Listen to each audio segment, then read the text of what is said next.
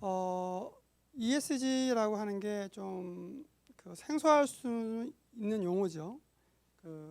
지난 2020년 초에 좀 이슈가 되면서 작년 2021년 3월경부터 즉 주총이 열렸던 그 시점 이후에 많이 좀 불이 붙었던 용어입니다.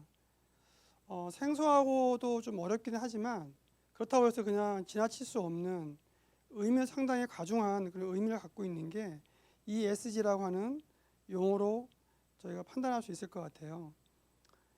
오늘 시간 제가 맡은 시간 그 주제는 그 ESG에 대한 이해관계자들, 즉 ESG 경영을 필요한 기업, ESG 평가 등급을 기반으로 해서 투자를 하는 기관 투자자, 이런 쪽에 각각의 역할에 대해서 지난 2021년도 이후에 불붙었던 ESG 경영, 그 투자 어디까지 왔는지 한번 잠깐 저희가 되돌아보고 남은 과제가 무엇인지 한번 잠깐 살펴보는 시간을 갖도록 하겠습니다.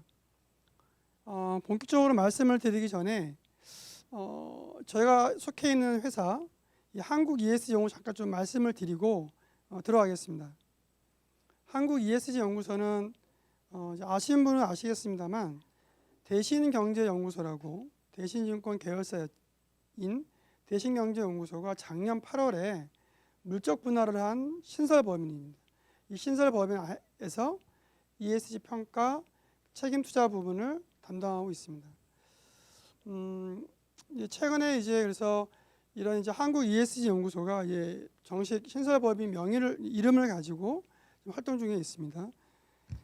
오늘 말씀을 올릴 거는 지금 보시는 화면에 있는 것처럼 크게 네 가지일 텐데요. 첫 번째는 상장 기업의 ESG 경영을 위해서 ESG 위원회를 많이 설치했는데 이런 거에 대한 어떤 성과 내지는 관련 조직이 어떻게 있는지에 대해 한번 짚어보고, 두 번째는 실제로 상장 기업들의 ESG 경영이 어떤 것이었는지 한번 짚어보겠습니다. 세 번째는 이런 상장 기업의 ESG 평가 등급을 가지고 투자를 하는 기관 투자자의 투자 관점에서 한번 살펴보고, 마지막 네 번째는 ESG 평가를 진행하는 국내외 평가 기관들의 평가 체계 잠깐 살펴보는 거에서 마지막으로 진행해 보겠습니다.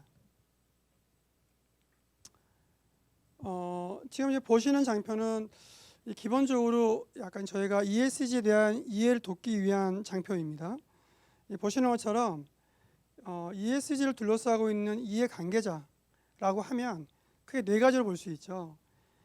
기업, 상장 기업, 그리고 그 상장 기업의 ESG 평가나 평가를 하고 있는 레이팅 프로바이더들, 그리고 그 데이터를 활용하는 기관 투자자, 그리고는 전반적으로 어떤 규범이라고 할 수 있는 이니셔티브, 이 네 가지가 ESG를 둘러싸고 있는 이해관계자라고 저희가 평할 수 있고, 요를 중심으로 좀 이해를 해주시면 ESG가 이렇게 어렵거나 무겁지는 않을 걸로 보여집니다. 자, 다음 장편 저희가 지금까지 알고 있는 ESG와 유사한 용어들에 대한 정리인데요. 보시는 것처럼 보통 SRI라고 해서 그 사회적 책임 투자 내지는 RI 책임 투자, 이런 용어들이 좀 있죠.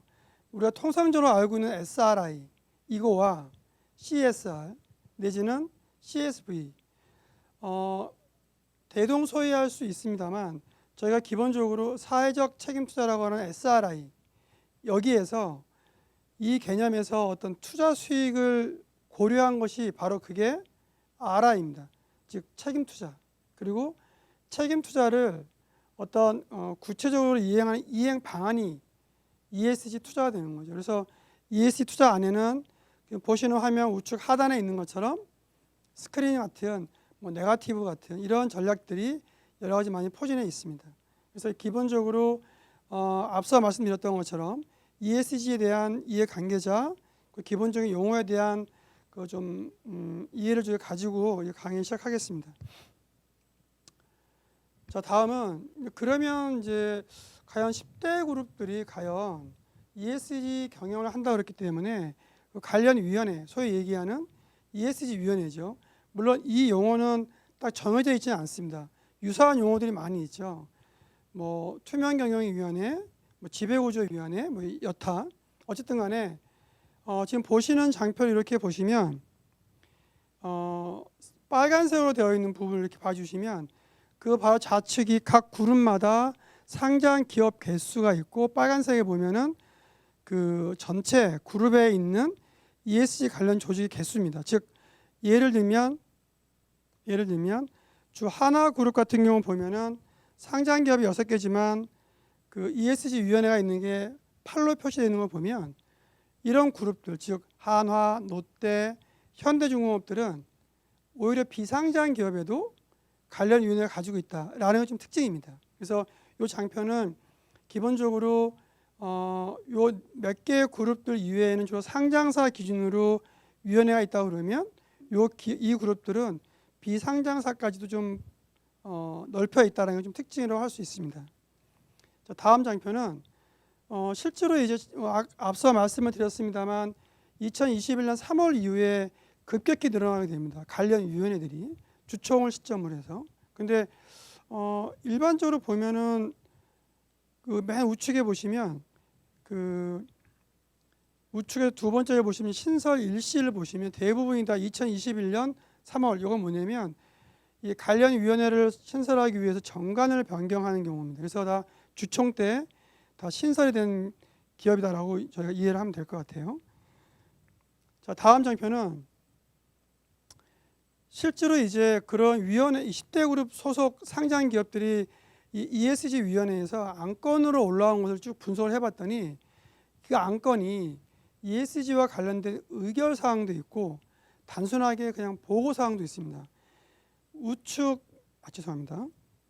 우측 맨 하단에 보시면 빨간색으로 보시는 것처럼 의결 사항 올라온 게 170건인데 그 중에 보고가 된 게 137건. 즉 아직까지는 ESG 위원회에 올라온 안건이 그냥 어떤 심의를 거친 의결 사항이 아니라 그냥 보고만 하는, 예를 들면 뭐 우리 이러이러한 위원회를 만들겠습니다. 이사회 위원회에다가 이런 정도였다. 아직까지는 그렇게 실질적으로 어떤 심의 기능을 갖는 그런 안건이 좀 많지 않은 걸로 우선 파악이 되고요. 다음 장표에 보시면 조금 더 업데이트한 자료입니다. 그 지금 하단 좌측에 있는 거는 2020년 기준이고 우측은 2021년 3분기 기준인데 좌측에 있는 걸 보시면 2020년 기준에 그 30대 그룹 소속 상장 기업들이 ESG 위원회 안건을 보니까 어떻게 나왔냐? 전체 5,800건 정도 되는 안건이 올라왔는데 분석을 다 해보니 1년 동안 그 중에서 그 예를 들면 키워드를 ESG 내지는 환경, 지배구조 이런 걸로 올라온 안건을 쭉 뽑아보니까 전체 안건 중에 0.63%였다. 작년 2020년 기준으로 봤을 때. 근데 2021년 3분기로 보니까 우측의 그래프처럼 그 비중이 좀 올라갔어요. 그러니까 실제로 그 작년 그 주총 때 위원회를 만든 이후로 안건들의 그 비중은 올라간 건 맞는데 다만 보시는 것처럼 좌측과 우측 그래프에 있는 빨간색에 있는 그 총 안건의 개수를 비교해 보시면 2020년 연간으로 보면 5,800건인데 2021년도 3분기까지 누적으로 된 게 2,700건이죠. 이걸 환산하면 연 환산하면 3,600건 나옵니다. 즉 2020년도에는 안건이 확 올라왔다가 그 개수 자체는 많이 준 것 같아요. 예. 그래서 요 약간 그런 좀 특징이 있었다라고 좀 저희가 이해할 수 있고요. 다음 장표는 이제 앞서 잠깐 말씀을 드렸던 것처럼 좌측 그래프는 2020년, 우측 그래프는 2021년 3분기 누적인데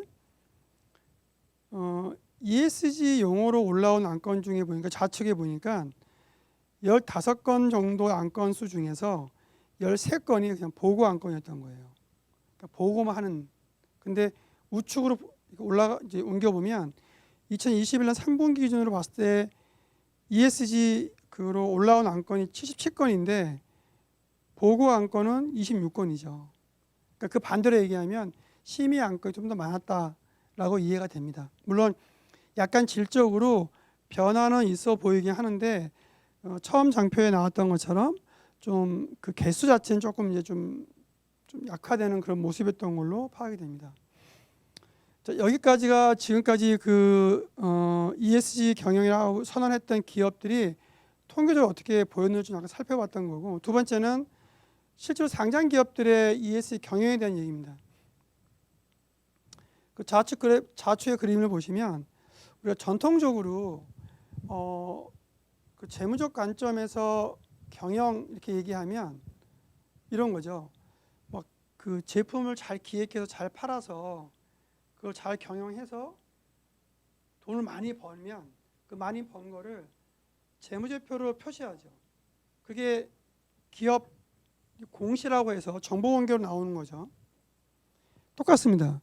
ESG 이 경영에서도 똑같은 로직인데 맨 이제 우측 하단에 보시는 것처럼 이런 ESG에 관련된 경영 목표 비전 만들고 활동하고 성과 나오고 이런 것들 하나의 보고서로 공시하는 거, 그게 전통적인 재무 관점에서는 재무제표로 공시하는 거지만 ESG에서는 지속가능 경영 보고서를 통해서 공시한다. 이게 하나 큰 차이라고 하면 차이일 수 있을 것 같습니다. 자, 실질적으로 그러면 이제 기업들이 ESG 경영을 하기 위해서 뭘 해야 될까? 되게 저희가 보통 현업에서 만나보면 되게 이제 좀 당황스러워하고 어려워하는 게 뭐냐면 그 예전에 지배구조는 ESG에 좀 달랐던 것 같아요. 왜냐하면 지배구조는 예전에 그 제 기억으로 2015년, 16년 요 당시에는 주식시장에서 지배구조가 이슈였던 거예요. 그러니까 막 그 오너들이 어떤 사회적 이슈, 뭐 지분 경쟁 발생해서 이게 현업에 계신 분들이 지배구조를 공부하겠던 겁니다. 이게 위로 올라갔던 건데 이 ESG는 뭐냐면 그게 아니었죠. 정반대였던 거예요. 대표이사가 오너가 갑자기 어느 날 갑자기 야 오늘부터 우리 ESG 경영해 라고 선포하는 순간 밑에 조직들은 준비가 안 돼 있던 거예요. ESG 경영이 뭐지? 어떻게 해야 되는 거야? 뭘 해야 되는 거야? 그런 혼란이 되게 많아요. 현업에서는. 그런 걸 잡아주기 위해서 좀 더 구체적으로 뭔가 프로토콜을 만들어 가자. 그게 이제 필요성이 많이 제기되는 상황인데 지금 보시는 장표는 실제로 기업이 ESG 경영을 어떻게 해야 되는지를 좀 보여주는 건데 첫 번째는 이런 겁니다. 우리 기업이 ESG 경영을 한다고 그러는데 뭘 해야 될까? ESG는 평가인 거잖아요. 평가를 하려면 지표가 필요한 거죠. 어떤 지표를 쓸 거냐, 즉 지표 개발 이게 필요한 거고, 두 번째는 이런 지표 개발로 지표로 쭉 평가해 보니까 뭔가 문제점이 발생했어. 그럼 이제 과제 뭐를 개선해야 할지 과제가 나오는 거죠. 그 다음에는 그거를 개선시키기 위한 이행 방안 이런 거를 컨설팅을 이제 받아가야 한다는 거죠. 제가 이제 이런 얘기는 몇 번 한 기억이 나는데 제가 단적으로 모 화학 기업이 있습니다. 뭐 화학 기업이 여러분들 신고 계시는 신발의 스펀지가 사실은 그 원료가 원유에서 석유에서 나오는 일부의 독가스와 일부의 제품을 섞어서 만들어내는 과정을 거쳐요. 그 폼이라고 하는 푹신푹신한 거를. 이 화학 기업이 독가스니까 얼마나 그 위험하겠어요. ESG 관점에서는 이거 생산 공정을 수소화 공정을 통해서 만들어내는 공정을 개발합니다. 자, 그러면 ESG 측면에서 첫 번째 이제 플러스 되겠죠. 두 번째는 원유를 안 쓰고 수소화를 하기 때문에 원가가 절감이 돼요. 즉 우리 기업의 ESG 경영을 할 때 필요한 핵심 역량이 무엇인지를 이런 경영 컨설팅을 통해서도 알아볼 수 있는 그런 기회가 된다라는 점은 치면 좀 ESG 경영에 대한 컨설팅이 좀 필요한 걸로 판단이 되어집니다. 이 장표는 이제 앞서 말씀 제가 드렸던 걸 좀 약간 도식화한 건데 마찬가지입니다. 그 지표를 개발하고 실사하고 평가를 해서 필요한 개선 과제가 뭔지를 도출해서 그거를 이행 방안을 뽑아내는 방식 이런 부분을 저희가 조금 인지할 필요가 있다라고 말씀드리고요. 자, 그래서 결국은 이제 이 도표는 아직도 기업에서는 ESG 경영 이거 그냥 한 차례 부는 바람 아닐까? 뭐 바람일 수도 있죠. 근데 작은 바람은 아닌 것 같아요. 그럼 뭔가 준비를 해야 되는데 저희가 보기에는 일단은 상장 기업이라고 그러면 중장기 기업 가치에 필요한 게 재무적 가치 이외에 이런 ESG라고 하는 관점이 필요하다는 그런 인식의 전환이 먼저 필요한 것 같습니다. 그래서 이를 통해서 우리 기업의 ESG 경영 그 어떤 핵심 역량이 뭐냐? 아까 말씀드렸던 화학기업처럼 우리하고 뭐 ESG 무슨 상관 이렇게 얘기할 게 아니라 뭔가 있거든요. 우리 기업에 맞는 핵심 지표가 그거를 도출하는 게 필요하다는 생각이 듭니다. 그래서 그 다섯 번째 좀 있습니다만 이니셔티브 가입 이거 왜 필요한 거냐면 만일에 특정 기업이 특정 이제 대표이사가 특정 임원이 특정 담당 직원이 ESG에 완전 꽂혀가지고 엄청 뭐 열심히 했어요. 근데 만약에 그 대표이사가 만일에 전문 경영이다. 바뀌었어요. 그 다음에 임원이 바뀌었어요. 담당 직원이 바뀌었다. 그러면 이거는 ESG 경영은 기업이 그 담당하는 사람들이 협조가 없으면 쉽지 않거든요. 지속 가능성이 없는 거죠. 그렇기 때문에 글로벌리 나오고 있는 이 이니셔티브 가입을 통해서 해당 기업이 누가 되든 간에 담당 임원이나 되든 간에 지속 가능성을 가지고 할 수 있게끔 그런 이니셔티브 도입을 또 한번 추천드리고 있습니다. 자, 다음에 이제 앞서 말씀드린 것처럼 국내 주요 상장 기업들이 도입하고 있는 이니셔티브에 대한 현황인데 많죠. 삼성전자라든지 뭐 한전, SK 그러니까 이런 이니셔티브를 도입한 이유는 뭐냐면 물론 이렇게 큰 기업들은 글로벌 공급망대 즉 자기네들의 고객 수요처인 글로벌 업체에서 요구하기 때문에 의무적으로 가입한 것도 있지만 결국은 이제 이 공급망 관련해서 이런 큰 기업들의 1차 벤더, 2차 벤더들도 결국은 따라갈 수밖에 없는 구조라는 걸 인식을 하면 좀 준비는 할 필요 있다. 이거는 다음에서 말씀드리겠습니다. 자, 이 장편은 뭐냐면 그러니까 ESG라고 하는 게 사실은 제가 처음에 말씀드렸지만 2020년부터라고 말씀을 드렸습니다만 사실 그렇지 않죠. 글로벌리 보니까 이미 2000년 초부터 관련된 규정들이 막 쫙 올라왔던 거예요. 이게 한 10년, 한 20년 정도 텀을 두고 국내로 들어온 겁니다. 그러니까 결코 빠른 게 아니라는 거죠. 자, 제가 가장 비교를 많이 드리는 게 ESG 그러면 유럽을 많이 예를 드는데 그 유럽을 보시면 이런 말씀 많이 들어보셨을 거예요. NFRD, 뭐 텍스노미, 지속가능 짧게 제가 설명드리면 뭐냐면 이해쉽게 설명드리면 첫 번째 줄에 있는 이 NFRD 이건 뭐냐면 기업들에게 ESG와 관련된 정보를 공개를 의무화시킨 겁니다. EU에서 일정 기준에 있는 기업 대상으로. 자, 그 다음에 요 세 번째 있는 거죠. SFDR. 그러면 금융기관들에게 야 너희들 우리가 상장 기업에 대해서 이러이러한 재무 정보를 비재무 정보를 공시하게 했으니까 너희들이 잘 관리 감독하고 감시하고 해. 그런 의무를 부여한 겁니다. 금융기관에게. 자, 두 번째 거 이 텍스노미는 뭐냐면 그런데 어떤 기업이 소위 얘기하는 녹색 기업이야? 모른다 그러니까 정부에서 야 이러이러한 기업들은 녹색 기업으로 분류할 수 있어. 이러이러한 기업에 투자하는 펀드는 녹색 펀드야 라고 분류를 해주는 게 녹색 분류 책입니다. 그러니까 이유는 상장기업 의무, 상장기업의 관리 감독할 수 있게끔 금융기관의 의무, 그리고 중간에 정부에서 이거 브릿지 역할을 할 수 있는 분류 체계, 이게 3단 이 삼각이 맞춰져서 넘어오게 되는 거예요. 국내에서도 지금 저희가 많이 논의되고 있죠. 한국형 녹색 분류 체계도 얘기 나왔었고 이런 것들이 결국은 시차를 두겠습니다만 결국은 큰 흐름처럼 넘어올 거다라는 걸 저희가 인식할 필요가 있다는 말씀입니다.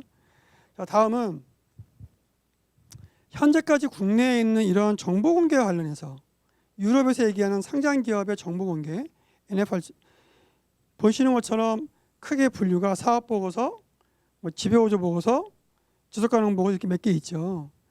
이게 너무 막 산발적으로 있기 때문에 지금 정부에서는 이제 지난 정부죠, 나왔던 게 지속 가능 보고서를 통해서 이런 로드맵을 갖고 있죠. 2025년부터 2조 이상은 상장사는 의무적으로 하겠다. 이건 지난 정부의 로드맵이라서 이제 어떻게 좀 될지는 좀 지켜볼 필요는 있겠습니다만 그림은 그렇습니다. 네. 자, 이 장편은 그 대표적인 지속 가능 경영 보고서에 대한 발간 현황인데 물론 작년 8월 기준이긴 합니다만 보시는 것처럼 맨 밑에 하단에 보시면 30대 그룹 소속 상장 기업의 한 185개사의 기업 중에서 한 26% 정도가 발간을 했는데 대부분 다 큰 기업들만 발간을 했죠. 저희가 이제 이런 지속가능 보고서의 문제점이 뭐냐면 결국은 유럽처럼 EU처럼 상장 기업들이 막 의무 공시를 하면 그 내용을 가지고 자문사들이 평가하고 평가한 평가 등급을 가지고 투자 기업들이 금융사에 투자해야 되는데 야 그러면 상장 기업이 공시하고 있는 지속가능 경영 보고서의 이 데이터가 정말 맞아? 그 검증이 이제 들어가 있는데 그 검증이 보시는 것처럼 그 이제 보시면 그 기타 보고 쪽에 보시면 검증이 대부분 아직까지 지속가능 보고서의 검증은 환경에 대해서만 하고 있습니다. ESG 중에 환경. 그러니까 좀 제일 중요하긴 합니다만 아직까지 이 지속가능 경영 보고서의 ESG 워싱에 대한 방지할 수 있는 방안이 아직은 국내에는 좀 취약하다. 이거는 좀 저희가 향후에 좀 개선이 필요한 부분인 것 같습니다. 자, 세 번째는 이제 기관 투자자 ESG 투자 쪽인데 이거는 이제 많이 알고 계실 거기 때문에 짧게 말씀드리겠습니다. 하나 재밌는 것은 ESG 투자는 유럽이 제일 크거든요 원래. 근데 여기 지금 첫 번째 테이블에 보시면 유럽을 한번 봐보세요. 이렇게 보시면 오히려 줄었습니다. 14.6% 줄었어요. 좀 약간 이게 왜 그러지? 라고 할 수 있지만 이건 제가 앞서 말씀드렸던 녹색 분류 체계와 연관이 있습니다. 즉 이제 본격적으로 EU에서 이걸 시행하니까 그동안에 그냥 어중이 떠중이로 나 그 녹색 분류 체계에 들어가 있어 라고 했던 애들이 그거 되면 이제 의무 공시가 강화되기 때문에 빠져나와 버리는 겁니다. 나 이거 안 할래. 그러면서 실제로 이제 하나의 스크린이 되는 거죠. 그러면서 실제로 이 녹색 그 이제 ESG 투자 규모 자체는 주는 것처럼 보이지만 실질적인 것은 아니다라고 말씀드릴 수 있습니다. 이제 국내 잠깐 살펴볼까요? 국내 17개 금융 공공기관들 이렇게 보니까 국민연금을 포함해서 공무원연금, 사학연금은 이제 이런 공시를 하고 있고 중소기업은행, IBK은행만이 지속가능 경영 보고서를 공시하고 있습니다. 아직까지는 이렇게 충분히 하고 있는 것 같지는 않고요. 자, 다음 보시면 15개 기관을 다 표시하지 않았습니다만 노란색 부분은 그 합입니다. 보시면 2021년 6월 말 기준으로 봤을 때 국민연금이 ESG 투자가 약 한 100조 원 됩니다. 전체 운용자산 대비한 한 11% 정도. 근데 국민연금이 거의 대부분이에요. 아직까지는. 그래서 다른 여타 공적 기관들의 ESG 투자에 대한 부분이 조금 더 늘어날 필요가 있다라고 좀 말씀을 드릴 수 있을 것 같고요. 좀 특이한 부분은 이제 산업은행도 좀 많이 좀 이루어지고 있는데 이거는 정책 자금으로서 성격이 커서 앞서 말씀드렸던 이런 국민연금 같은 그런 류의 자금은 아닌 걸로 보여집니다. 네. 자, 그다음에 이제 ESG 펀드 쪽 잠깐 살펴보면 사실은 이제 맨 좌측에 있는 것처럼 금년 5월 기준으로 보시면 전체적으로 한 8조 원 정도가 잡혀 있는데 7.9조 원 정도, 7.9천억 정도. 근데 그중에 역시 제일 많은 건 SRI 펀드로 되어 있죠. 한 4조 원 정도. 근데 2017년 말 기준으로 이렇게 비교를 해보면 채권이 엄청 늘어나 있죠. 한 70억에 있던 게 2조까지 내려왔으니까. 그래서 아직까지 ESG 쪽은 채권 중심으로 많이 변동이 있다라고 말씀드릴 수 있을 것 같습니다. 그리고 한 대표적인 투자 기관이죠. 국민연금. 국민연금이 ESG를 기반으로 하는 그 인게이지먼트, 소위 얘기하는 주주 관여를 보니까 우측 하단에 보시면 이게 작년 그 전년 비교한 건데 2021년도에 전체적으로 뭐 ESG가 뭔가 잘 안 돼 있으면 서신도 발송하고 이메일도 보내고 했던 이런 행동들의 숫자가 한 292건이었고 그 좌측에 쭉 기업 수를 보면 145개 기업 그 전년 대비하면 약 한 30% 이상으로 늘어나게 됩니다. 그러니까 연금이 2021년도를 보면 2019년 대비 2020년 대비 상당히 늘어났다고 볼 수 있습니다. 다만 이제 이게 금년 들어서 이제 정부 바뀐 이후로 어떻게 바뀔지는 조금 더 지켜볼 필요는 있을 것 같습니다. 예, 이 부분은 이제 주로 그래서 뭐 꼭 국민연금만 그런 것이 아니라 지금 보시는 장표처럼 해외 주요 기관 투자자들, 뭐 블랙락이나 뭐 뱅가드나 뭐 APG 이런 기업들도 보면 국내 주요 기업에 대해서 실제로 뭐라고 이제 인게이지를 하죠. 블랙락 같은 경우는 지금 한국전력에 대해서 보시는 것처럼 환경에 대해서 뭔가를 지적을 합니다. 지적을 하고, 그러니까 지금은 블랙락은 이제 이런 경우도 있습니다. 뭐냐면 블랙락이 제시하고 있는 환경에 관련된 정보 공개를 요구했는데 기업이 이행을 안 하면 그 정보 공개의 업무를 담당하는 임원, 즉 만약에 등기 임원이면 그 임원이 다음 주총 때 올라올 때 반대합니다. 저희는 지금까지 무조건 뭐 법을 위반하고 뭐 이래야 반대하잖아요. 그렇지 않습니다. 이게 지금 한국전력, 삼성전자만 그러는 게 아니라 결국은 그 공급망 밑으로 내려온 1차 밴드, 2차 밴드에게도 그런 것을 요구할 가능성이 없다고 할 수 없습니다. 그런 관점에서 저희가 정보 공개가 그냥 이거 뭐 우리 영업 기밀 아니야? 라고 생각하는 거 정말 절대적인 걸 빼고는 오픈해서 가는 게 오히려 많은 기업 투자자를 끌어모을 수 있고 또 국내에서 자금을 조달할 때도 국내 기관 투자 아까 보셨던 것처럼 ESG 채권 쪽에서도 오히려 더 갖다 쓸 수 있기 때문에 더 조달 금리가 떨어지는 거죠. 그런 관점에서 보면 정말 이 정보는 공개하면 끝이야 라고 하는 건 공개할 필요 없겠죠. 진짜로. 근데 너무 정보 공개가 안 돼 있으면 평가를 할 수가 없거든요. 자문기관이. 그러면 다른 기업에 대해서 상대적으로 떨어지기 때문에 그러니까 저희가 지금 가지고 있는 것은 이런 키는 정보 공개 어떻게 할 건지에 대한 부분이다 라고 말씀드릴 수가 있습니다.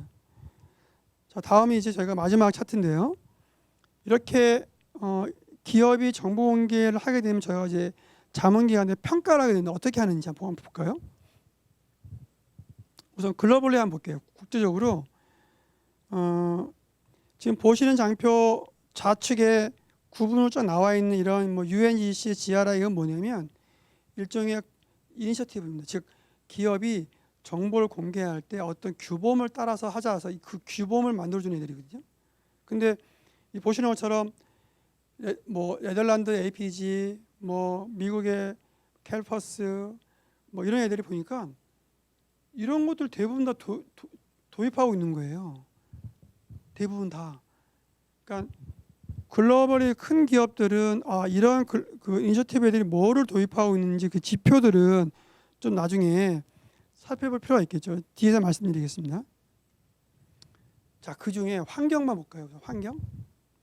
환경이 1부터 15 되어 있지만 제가 앞서 말씀드렸던 가장 대표적인 그 이니셔티브들 MSCI나 뭐 이런 애들이 내가 걸고 있는 환경에 대한 그 가장 많이 겹치는 지표 뽑아보니까 이렇게 쭉 나오는 거예요.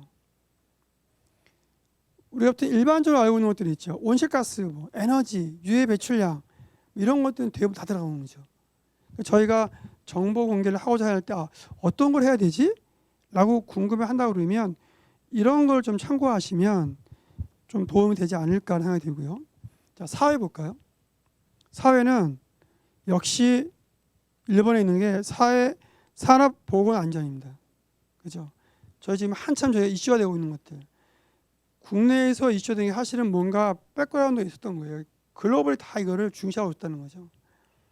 그다음에 인권, 그죠? 그다음에 공급망, 의외로 많습니다. 이제 그 다음에 한번 보시면 지배구조 한번 볼까요? 약간 이건 좀 반전입니다. 지배구조는 저희 한국에서는 기업의 ESG 중에 지배구조 최고인 줄 알잖아요. 근데 글로벌리 보면 지배구조는 텅텅 비었어요. 저희가 중요시하다고 생각하고 있는 것들 봐보세요. 윤리, 뭐 독립성, 감사 거의 없습니다. 이게 왜 그럴까요? 이게 물론 좀 말씀이 짧게만 좀 말씀드리고 이 장표 설명하기 위한 건데, 기본적으로 그 국내 기업과 해외 기업은 기업의 소유 구조의 차이 때문인 것 같아요. 즉 국내 기업은 그 절대 지분을 갖고 있죠. 대주주가 40% 이상이. 근데 해외는 해외 기업 애플 이런 데가 절대주주가 없습니다. 다 연기금이 갖고 있지. 그러다 보니까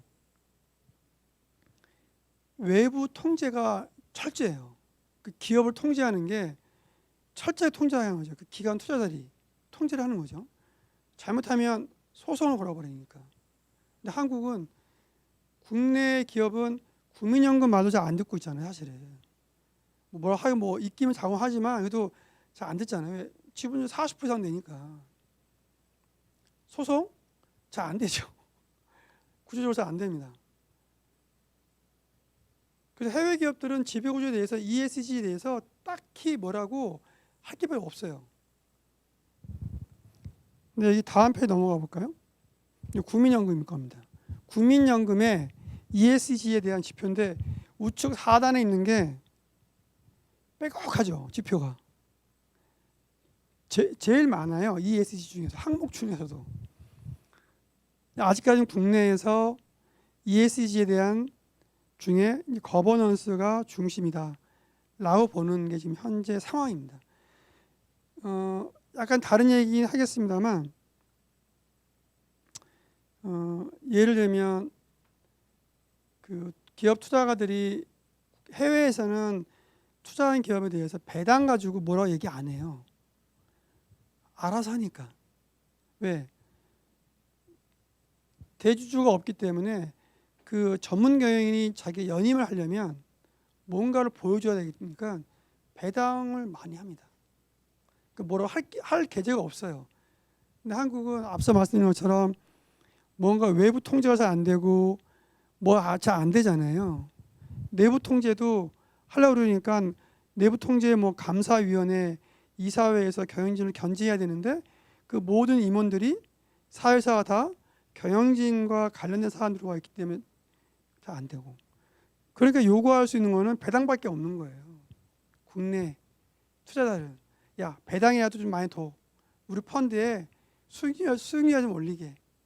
그런데 약간 바뀌어가고 있죠. 지금은 조금은 그 분위기가 바뀌어가고 있는 것 같아요. 왜냐하면 금년 3월 달에 모 기업의 큰 기업인데 주주총회에서 감사 선임에서 주주 제한에 올라온 주주 제한 안건이 통과돼 버렸어요.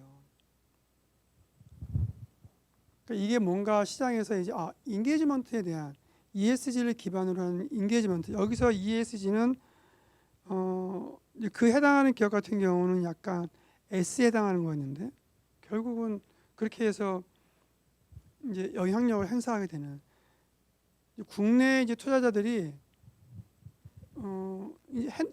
일반 주주들이 핸드폰으로 의결권을 위임할 수가 있거든요. 명분이나 어떤 공감대가 명확하면 뚜렷하면 내 핸드폰으로 인증만 해서 그냥 바로 그냥 위임을 해버리니까 이런 이제 이 여건은 예전보다 많이 나아졌습니다.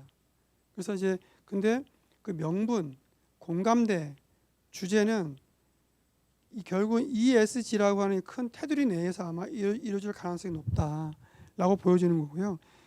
제가 이제 여기까지 자료를 준비했는데 좀 정리 좀 해서 말씀을 드리면 ESG는 사실은 지난 2020년에 이제 시작이 돼서 2021년에 불이 확 붙었죠. 강하게. 지금까지 오고 있는데 물론 그 강도는 다소 뭐 좀 떨어질 수는 있겠죠.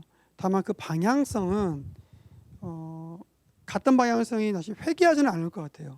속도나 강도의 문제가 있을 수 있겠지만 개인적으로 봐도 그렇고